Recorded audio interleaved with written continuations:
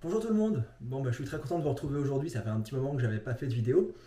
En fait, pour une occasion un peu spéciale, on est le mercredi 8 septembre et aujourd'hui, en fait, c'est mon grand retour entre guillemets dans les rayons des librairies, puisque c'est aujourd'hui que sort mon nouvel album que j'ai scénarisé donc chez Soleil, qui s'appelle Orepia. Voilà, Orepia, c'est une saga de fantasy qui est dessinée par Jae-Won Kim, qui est également l'auteur du manga Egregor, qui paraît en France depuis quelques temps, donc avec qui j'ai eu le grand plaisir de travailler, que j'ai pu rencontrer à Japan Expo il y a 2 ans quand on commençait tout juste à travailler ensemble lors de sa venue à lui aussi en France pour dédicacer son manga pendant que moi j'étais venu dédicacer Lil Berry avec Géraud. Et on a pu donc depuis travailler conjointement sur ce très beau bouquin dont j'ai reçu les premiers exemplaires aujourd'hui. Voilà, c'est tout frais. En fait, je ne les ai pas vus. Vous allez les trouver éventuellement ceux qui iront en librairie aujourd'hui en même temps que moi. Je les ai là sous les yeux, donc je viens juste de déballer mon paquet. Voilà, ce que je vais faire, c'est faire un petit zoom ensuite en fait sur le bouquin. On va le découvrir ensemble. Voilà, le temps de mettre un peu la mise au point avec mon petit matériel de fortune. Voilà, Orepia, c'est un bouquin qui sort maintenant après presque 3 ans de gestation. Ça a été assez compliqué. Enfin, pas compliqué, mais long comme toute chose. Et entre-temps, évidemment, il y a eu la crise du Covid, enfin qui n'est pas finie, mais voilà, ça a quand même pas mal ralenti un certain nombre de choses. Mais c'est un bouquin que j'ai eu la chance de signer chez Soleil. Ça a été ma première signature avec Soleil, donc un éditeur que je suis depuis que moi-même je suis ado avec les premiers Lanfeust. Donc évidemment, c'est un grand plaisir de signer, de sortir un bouquin qui porte leur couleur. Donc voilà, donc déjà merci Soleil et merci donc Adeline qui a été mon éditrice chez eux, qui a lui validé mon projet, qui a été validé par Guy Delcourt, qui comme vous le savez possède Soleil dorénavant. Donc merci à eux de m'avoir fait confiance.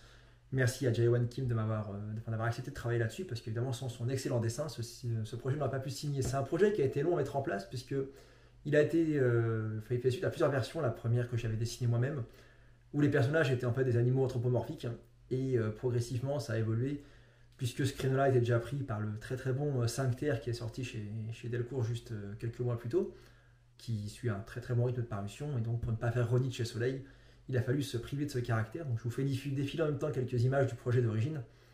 Vous allez voir que ça a quand même bien changé.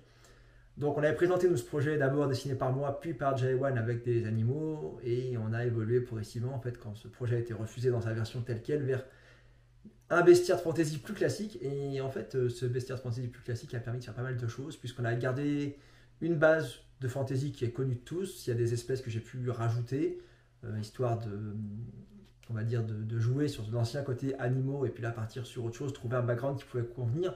Ça m'a permis également de créer en fait un univers complet qui était beaucoup plus intéressant finalement que la version d'origine. Donc même si on y perd un peu l'originalité du projet avec les animaux, on y gagne beaucoup sur la profondeur du récit et donc sur ce que j'espère l'envie que vous aurez vous de le lire et de vous plonger dedans par la suite. Alors ce que je vais faire déjà, je vais poser par terre cet énorme carton donc de plein de tomes, les tomes ce qu'on appelle les exemplaires auteurs qu'on a tous, et on va se plonger là sur le bouquin lui-même. Donc voilà, donc je suis très très content de ce livre qui a une très belle couverture.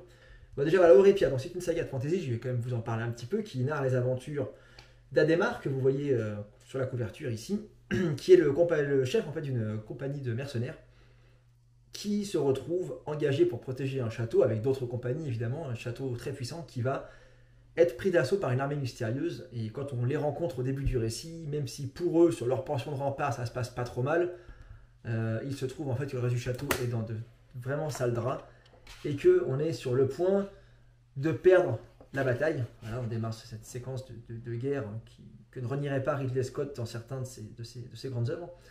Encore une fois, merci Jae-Won d'avoir permis cette ampleur en termes de dessin. Et cette compagnie donc, qui est composée d'êtres qui ne sont globalement pas des humains, ou quasiment pas, ou s'ils sont des humains, ce sont des parias, ne s'apprécie pas plus que ça, mais son côté paria fait qu'elle est obligée de fonctionner comme une entité fonctionnelle, on va dire. Et quand le château est perdu, je retrouve avec sur leurs bras le fameux comte Warin, ici, qui est le seigneur de la cité, qui est une espèce d'énergumène pas du tout conscient de la gravité des choses qui se passent, ou en tout cas pas sur le même niveau que nos compagnons qui sont des combattants, mais qui va leur coller au basque et qui leur promet une récompense en fait en échange de leur aide. Donc ils vont évidemment accepter, puisque l'argent c'est quand même ce qui les motive, et bon gré mal gré vont tenter de convoyer le duc Warin jusqu'à un château, un voisin, où se trouve sa promise et potentiellement également beaucoup d'argent qu'il pourra leur remettre en échange de leur protection. Évidemment, tout ça ne se passera pas comme il faut. Et l'intérêt de l'histoire, en fait, dans cet univers, donc on est dans un monde qui est contrôlé par les humains. Et évidemment, les humains sont souvent assez peu partageurs envers les autres espèces, donc ils sont plus ou moins sur le déclin. Le problème étant que notre compagnie de très fiers combattants et de très fiers guerriers est en situation en fait, d'être les seuls à savoir que l'armée qui attaque et qui a fait tomber cette immensité est une armée étrangère qui avance en relative discrétion compte tenu de sa taille, qui est menée par le personnage que nous voyons ici, qui s'appelle Miv, qui est ce qu'on appelle un chacal. Donc c'est une espèce de transition dans le monde de fantasy d'un ancien égyptien, on va dire, qui aurait hérité d'un savoir de type Atlantide et qui se retrouve dépositaire d'une magie extrêmement puissante dont il entend bien se servir pour se venger d'un certain nombre de choses qu'on découvrira en cours d'histoire. Voilà. Donc c'est un récit qui repose sur beaucoup de très belles images, beaucoup d'action, beaucoup d'humour évidemment. C'est beaucoup plus adulte que ce que j'ai pu faire ces dernières années. Donc ça se dirige vers un public plutôt grands ados, jeunes adultes. Voilà, donc c'est un récit qui, je pense, donc se passera en 2 tomes, qui devrait vous embarquer avec, j'espère, beaucoup d'entrain dans cet univers-là. J'espère que ça vous embarquera, que ça vous plaira, en tout cas, que ça vous donnera envie de vous intéresser, d'en savoir un peu plus sur ce qu'on a mis en place là-dedans. Et que vous aurez plaisir de découvrir le second tome qui devrait sortir normalement l'année prochaine. Voilà, vous entendez quelque part en arrière-plan, c'est ma femme qui vient de rentrer du boulot. Voilà, donc je vais vous laisser après avec ces quelques images, je ne vais pas vous montrer tout le bouquin. Ce que je tiens à dire, voilà, donc c'est que Oripia sort aujourd'hui, c'est le tome 1, le tome 2 qui sera le second et dernier tome de cette petite duologie sortira l'an prochain. Il y a eu pas mal de petits soucis à droite à gauche de production et donc je suis vraiment très content de le voir enfin arriver dans les bacs. Voilà, donc j'espère que vous prendrez le temps d'y jeter un œil, de lui faire un bon accueil, de me faire vos retours dans les commentaires ici ou via Facebook pour me dire ce que vous en avez pensé évidemment. Voilà, c'est mon premier retour en librairie depuis plus de 2 ans, donc je suis vraiment très très impatient de savoir ce que vous avez pu en penser. Donc voilà, j'attends vos retours. En attendant, je vous mettrai dans la description tous les liens sur les différents sites marchands. Le mieux étant évidemment d'aller voir votre libraire local pour lui commander à lui directement. Et de faire un très bel accueil à cette BD que j'espère avoir l'occasion de pouvoir dédicacer en festival tout prochainement. Voilà, merci de votre temps et à très très bientôt.